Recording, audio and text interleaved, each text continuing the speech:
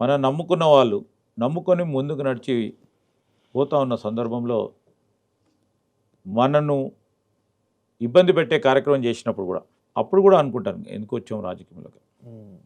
ఇలాంటి అనేక సంఘటనలు జరుగుతూ ఉంటాయి. కానీ ఇప్పుడు 26 ఇయర్స్ అయిపోయింది.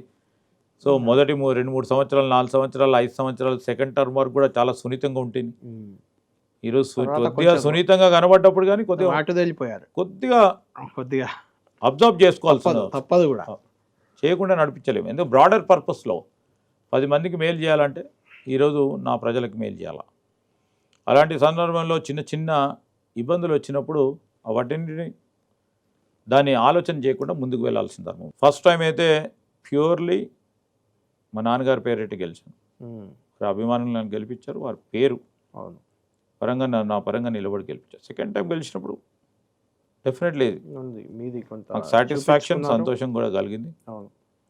దాని తదుపరి అనేక సందర్భాల్లో అప్పుడున్న ముఖ్యమంత్రి గారితో కూడా నేను పర్సనల్ లెవెల్లో కూడా, ఎందుకంటే నాకు చాలా దగ్గరగా ఉంటుండేవాడు కనుక అతనితో నేను పోరాటేవాడిని. ఎందుకంటే ఈరోజు రెండవ మారు జిల్లా కాంగ్రెస్ అధ్యక్షుడిగా ఉండి, అదేవిధంగా రెండవ మారు ఎమ్మెల్యేగా ఉండి తన వెంట నేను వారి మంత్రివర్గంలో స్థానం ఇవ్వలేదని 2-3 మార్లు కూడా విప్ ఇచ్చినట్టున్నారు కదా. అప్పుడు విప్ ఇచ్చారు, టీటీడీ బోర్డు మెంబర్ ఇచ్చారు. టీటీడీ బోర్డు మెంబర్ ఇచ్చారు. దానికి అకామిడేట్ చేయడానికే ఇచ్చింది, అది మంత్రి ఇవ్వలేకపోయినందుకు. అది కూడా వారు చెప్పడం జరిగింది.